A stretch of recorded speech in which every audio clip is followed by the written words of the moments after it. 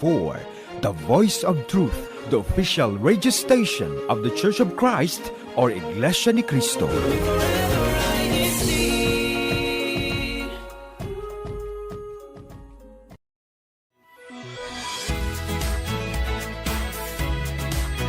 A community united in faith with one purpose: building stronger connections together.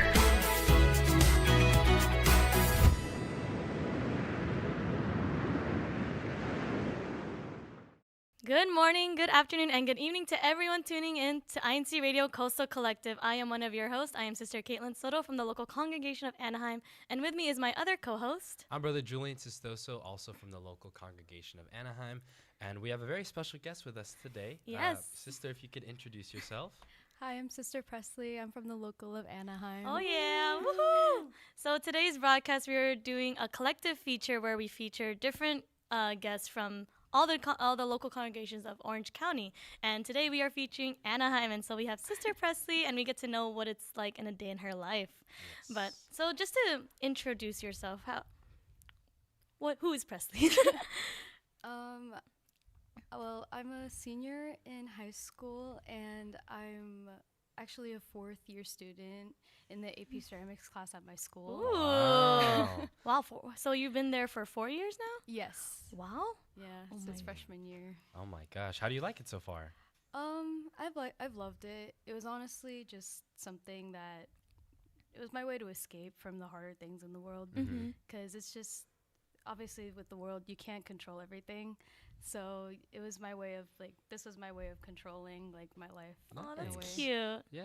So for all of our viewers who are at home, hopefully you can see all these beautiful ceramic creations. We'll each Sister hold one since we Presley. each have a camera for Oh, ourselves. okay. So Very Sister Presley can very grab one of fragile. yours also. So This is scary. you've made all of these Yes. throughout your time in high school in ceramics class. Yes. Which of these was the hardest to make, and which of these was the easiest to make? The easiest one was probably the one that you're holding. This one, Yes. okay. Ooh. And this is like a vase. Is it? Yes, it is. Okay, nice. This is one of the first faces that I ever did. This thing called a raku fire, where you basically where you put the piece in a specific thing called a kiln, Mm-hmm. and you take it out when it's at peak heat, and you and it basically sets on fire.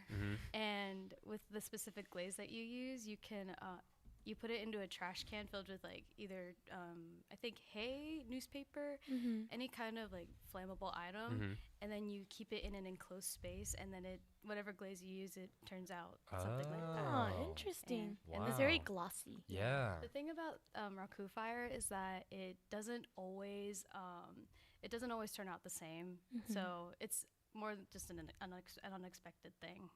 So since you've done different, because I can tell from the different glazes on each one, you've done different techniques.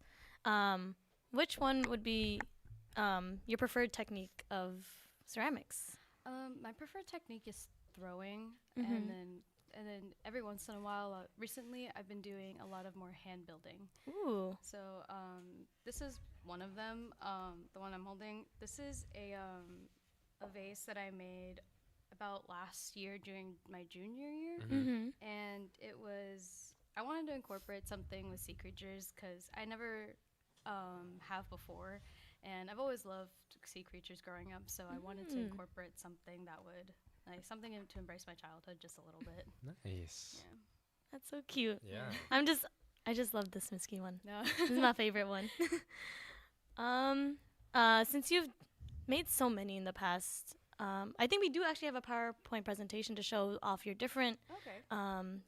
different pieces, because I know this is just one of many, Yes. right? So as we look through these photos, and how has your journey been ever since you started your freshman year? My freshman year, it was more, I didn't really know what I was doing. Mm-hmm. As, of all people it's kind of like how all artists start out, where you don't really know what you're doing until you really get into it. And because during I was introduced to it in my in 8th grade, I think, when one of my atas actually had like a bag of clay, and she was like, "Oh, let's just build stuff." I didn't know what I was doing, and then I kind of drifted away from that. And then freshman year, I got reintroduced to it when I went into the class. Luckily, my teacher let me stay because apparently it was a senior class or like an upperclassman thing at the time, and they let me stay because I was one of the very first people to register. And I'm very grateful for that because if I wasn't allowed to stay in that class, I don't know where I would have been. You really have a nice passion for ceramics, and I love these pictures here. So, the blue one is cute. I know you've had so many, and I know you do freehand also, like the flowers on some of them. Yes. So I'm kind of curious, like, how does your whole inspiration go into your art? That whole process. A lot of my inspiration comes from just different things in my life. Some like take the Smisky thing for the example. This is more of a recent thing where I wanted to incorporate something Smisky for a while, but I just never found the opportunity to. And this is where I kind of got art block, where I just didn't know what to do with these cups specifically because I wanted to do these cute little matching cups, but I didn't know what. So I ended up kind of going on TikTok, just scrolling, trying to find my inspo, and then I saw someone make a Smisky bowl, and I was like, it's cute. Let's do that. Yeah. And I ended up, and because there's this thing I have in my school as an AP art student called an area of concentration, where I kind of have a specific area, like an area of focus, where like it's one consistent thing, and you just do it over and over again in different forms. And my thing is vessels with flowers, or just flowers in general, and that's one of them. Aww. Because I thought the cups did look a little boring on their own, so I decided to add a little bit of flower into it. Nice. It does add like a really nice color, especially since it's just green, there's another pop of that color. Yeah. On the note of, you mentioned you've been in this AP ceramics class for 4 years now, right? There's times where you have some inspiration for like, the creations you want to make. Is there ever a time where, you have a plan for something, you're doing it, and then you kind of, in the middle of it, you kind of change your mind? Or has that ever happened to you before? That has happened a lot. Oh. There were times where I thought of this one project, it would be great, it would be beautiful, and then all of a sudden I thought it just didn't fit right with the vibe I was going for. And there would be times where there's a couple times where I've actually thrown pieces like that I've freshly made on the floor just because I didn't like how they looked. Oh. And it was a good way to kind of it's also a good way to let stress out after, because and luckily none of the pieces that I've made have been like super complex to the point where I was mad after like throwing it on the floor. Yeah. But overall, it's been like rough trying to find new inspiration, because obviously like doing the same thing over and over again is just like it's not as fun as people think it is. Yeah. Since I've seen different kinds of, like, there's a vase, there's a cup, there's a matcha bowl. If you don't know, this is a matcha bowl. I forgot what they call it, like. I don't know. There's like a term to it. There is a term. If you know the term, go put it in the comments. But since you've made so many different kinds of ceramics, which one's your favorite one to make and mold? Oh, that's hard. I think vases were recently. Before it was bowls and matcha bowls, but as of right now, it's vases. Oh. I've been making, I think, more vases than normal, and I didn't even realize it at first. My teacher was saying, "Why do you always make vases? Why don't you ever make like cups or anything?" And I didn't even realize, because I just found more inspiration towards vases. Oh. It's cute. Yeah. I see in the live chat, Sister Teeny said maybe Sister Presley can make a new ceramic boot for Carex. Oh no. So Carex, if you're interested, please let Sister Presley know. I think she can mold it around your foot. Be of great help for you. Oh, I don't know about that. I see a lot of your families in this live chat, so shout out to their whole family in Anaheim. They're all supporting her. And I know Sister Heidi, Brother Rex are in the live chat right now. Brother Rex said, yes, please. Yes, please. I see. And then I know you have a lot of family members. Yes, I do. And does anyone have that? How is that support for you? And does anyone inspire you for all these? There's actually been a couple times where I wanted to make gifts for families, and it kind of put me out of my comfort zone when I would think about other people instead of like, okay, what do I want to think? What do I want to make? What do I want to see in my projects? It's more like, what can I do to make other people happy with my artwork? And there was a couple times where I found myself making things that would actually make my family happy. For example, I made this dish. I had this little dish bowl. It was around the same height as the matcha bowl, and it was more like a little like a jewelry tray, maybe something you put your keys in when you don't know what to do with it. And I didn't know what to do with it, so I kind of just left it alone. Yeah. And then my aunt, Sister Heidi Javier, she asked me to make her something, and I immediately knew what to make. I ended up making a Sanrio character bowl for her, and she keeps it, and she'll pull it out every once in a while. And I love seeing her smile, like every time she pulls it out, and she just looks at it, and I don't know, it's just the feeling of making somebody else happy. Right. With something that you've made literally with your own hands, right? You know, that's a really nice feeling, especially for, you know, someone your age who's still, you know, learning these things about life. Like you said, it's a way for you to kind of escape the challenges, and it's a way for you to express yourself. I want to just go back and touch on something Sister Caitlin mentioned, you know, having your family, having these people surround you who give you kind of inspiration. I guess, you know, how else does your family kind of support you, or is there like anything specifically that they do with this passion of yours that makes you feel supported in the things that you create? A lot of my family, they are very supportive, and I absolutely love them for it. And there are times that, again, they would just ask me to make something, and it would immediately just snap me into the inspiration that I needed. Aww. Yeah. There you go. Oh, that's so sweet. I know, right? What would you say to your family if, you know, they were here watching right and, now? you know, they're in person? Thank you to my parents, Sister Aw. Lainey and Sister James, for paying for it. Oh, Brother James. Sister So to the parents, to Sister Lainey, Brother James, thank you for supporting Sister Presley. Oh, they're so sweet. And I know since we were mainly covering ceramics, I know you're very artistic in so many aspects, and I know you work really hard. So are there any like other hobbies that you like to take up? I actually do. I like doing my own nails. Yeah. Sneak peek. The sneak Your peek. nails. Wow. But yeah, this is more of like something I would do for money, like mainly because I don't work as of right now. But this is more something I would do towards like trying to make money for myself, not really with ceramics though. I see. It's just it's a smart way, creative way to express yourself, show off your artistic abilities, and you know, to help support yourself and your family as well, right? A little bit can go a long way. So it's great to have that mindset at your age to find something you're passionate about and see how you can, you know, benefit from it. Yeah. It's so sweet, and I just honestly, we've all seen you grow up in Anaheim, and it's very heartwarming to see you grow up and to see how you've put your talents into arts pieces like this. So with you going into your senior year, it's already halfway through. Yeah. Wow. Which is crazy. A few more months, right? A few more months. Oh wow. my gosh. So I know since this is your last year in college, in high school, are you going to continue doing ceramics?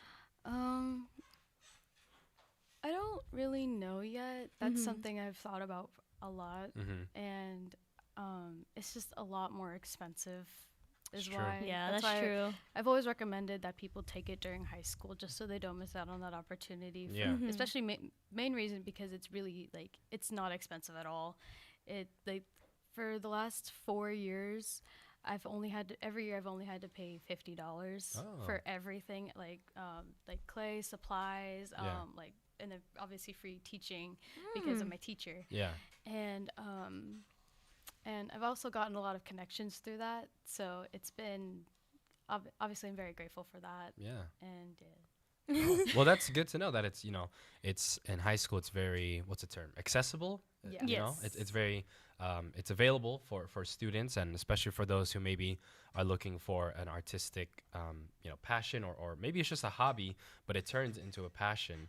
It's a great opportunity for anyone in high school to look into. Yeah. I mean, I never got into ceramics in high school. Looking back, I wish I knew about that. I actually don't even remember if my school had it.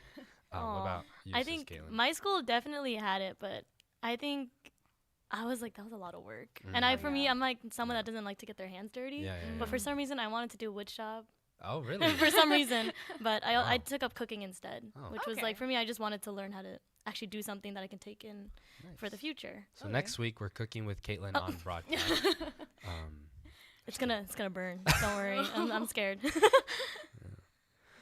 So just going back to, Sister Caitlin mentioned you have a few more months left in your senior year, right? You've been in AP Ceramics for 4 years now. What keeps you motivated to keep going, aside from the fact that, you're enrolled in the class. And it's like so an you have outlet to. for you too. Yeah. So what keeps you going?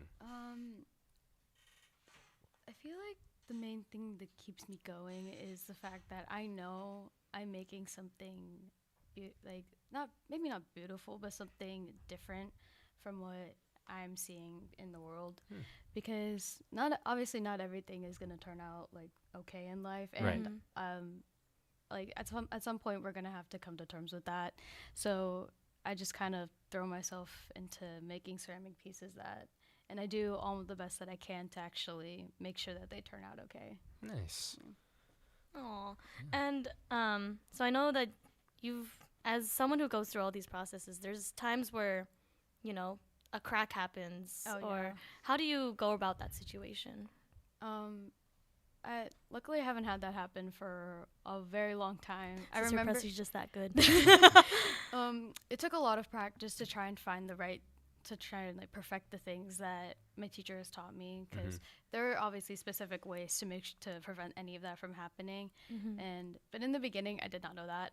And it took me a while to realize that I was completely missing the right steps, and I was taking the shortcut when I needed to actually take time and actually put effort into what I was making in order for it to turn out good.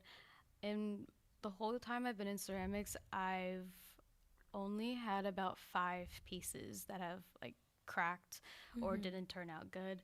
And it was a lot of trial and error in the beginning, but overall, I've obviously learned, and now I can finally make things that don't break. Oh, nice.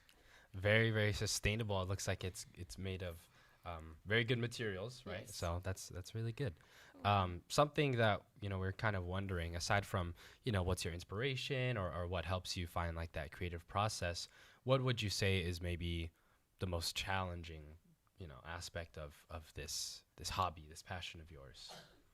I would say it's the patience that you have to have when it comes to it, because a yeah. lot of these projects that I make, they take a lot. The longest I've ever had a project take is 4 months. Wow. Because there was this one project where it was really tall, and I had to wait for about 4 or 3 months for it to actually get fired in the kiln. And then I still had to wait after that. And then I made another tall project, and that took a really long time too. So I was just waiting the whole time. Test your patience Oh, a Yeah, little bit. it does test your patience a little, but Has there ever been a time where you almost forgot about it? Forgot about a project? there were times where there's actually a time recently where I forgot. I don't remember who did it, but it was before I went on winter break, and I had this one vase. It kind of looked like a moon, because it was textured specifically to look like a moon. And all of a sudden, I thought it was going to be like on the shelf, dry and ready to go into the next firing, but it was gone. Oh no. And I did not know where it went. And I talked to my teacher about it, and he was like, "Where is your project?" And I had no idea, because I didn't know if I had put it somewhere, because it was like 2 weeks.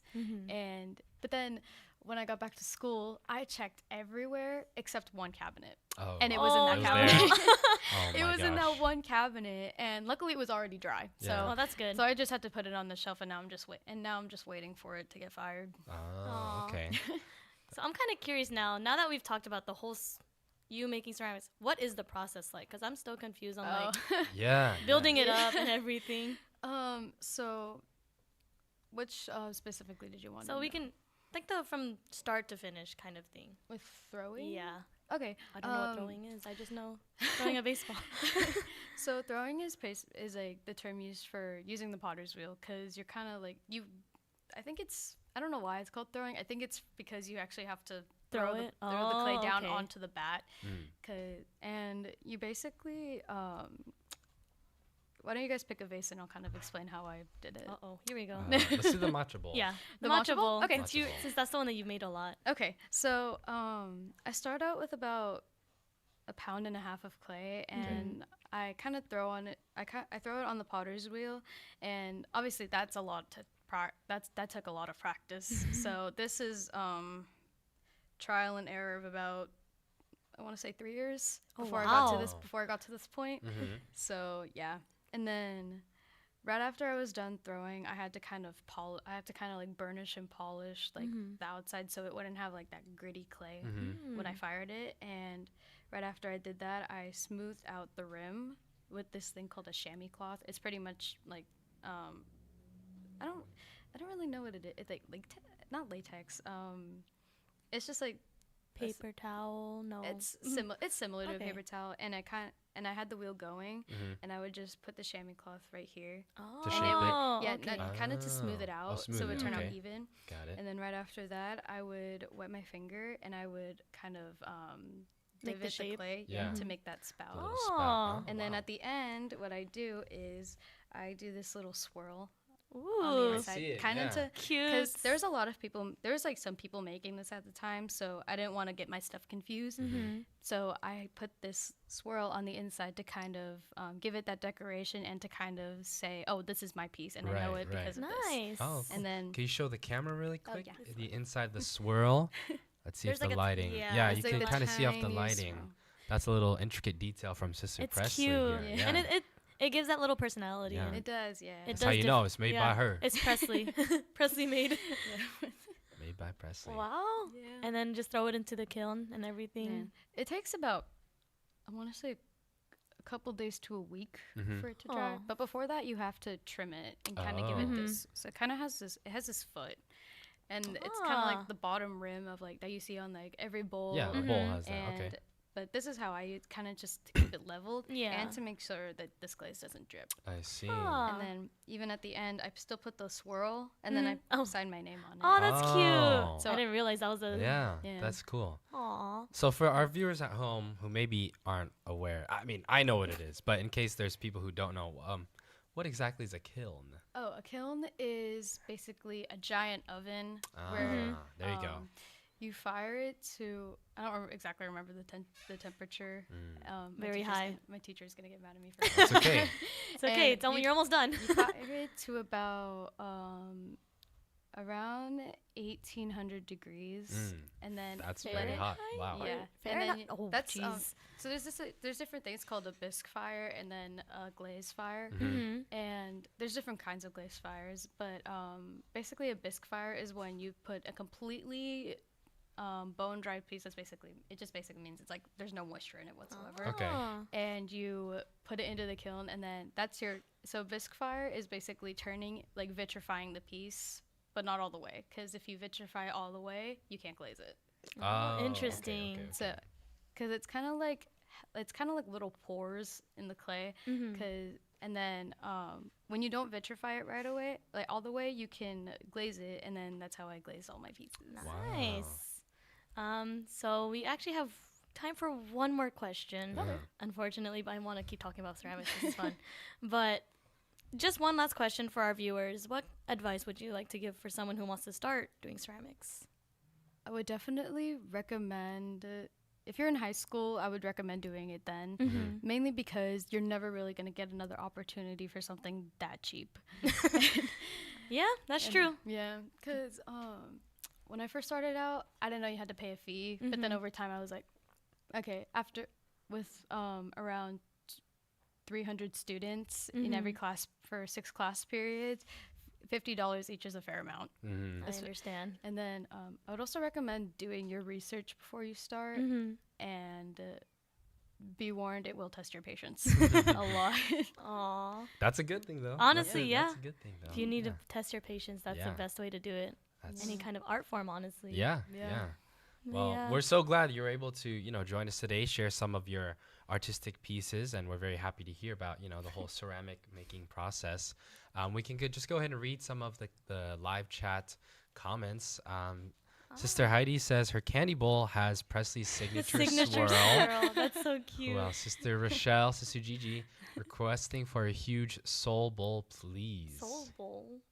How much? Yes. I don't know what Aw. that is. What else is being said in the live chat, Sister Caitlin? Sister Jenica. Oh, it's gone now. I can't see. Shout out to Anaheim. But yeah, shout out to. There's a lot of Anaheim tuning in. There's a lot. Everyone shouting out. Everyone Anaheim. So continue to write down your hashtag local congregation. Brother Rex says Codex. adobo, please. Adobo. Yes. Good one. Wow. Oh, new inspiration now. Can't forget the signature swirl. Yes. Of course, of course. So as we wrap up the broadcast, do you have any shout outs you would like to give or any live greetings? Shout out to my parents, Sister Lainey and Brother James, and obviously to the local of Anaheim and Yay. For Anaheim Binhi, because I know I made a lot of projects for them too. Aw, that's so nice. sweet. Nice. Aw. Sister Caitlin, do we have any activities that are going on this month? Yes, so if you haven't heard from your local congregation, please reach out to your CFO organization for your local meetups. They're continuing on through the month of January, and hope to see you all there. Yes. Unfortunately, that's all the time that we have for today's broadcast of INCRadio, Orange County, California, or Coastal Collective. But before we end, we always like to give our special thanks first to our Executive Minister, Brother Eduardo V. Manalo, to our Deputy Executive Minister, Brother Angelo Eranio V. Manalo, to our Station Manager, Brother Wally Taray, to our District Minister, Brother Hansel F. De Jos, our Assistant District Minister, Brother Joel Narciso, our District CFO Overseer, Brother Andres Nicolas Jr., and our Executive Producer, Brother Emmanuel Andaya. Of course, to our Kuya Techs here in INCRadio, Orange County, California. That's it for today's broadcast. We'll see you all next week. Bye!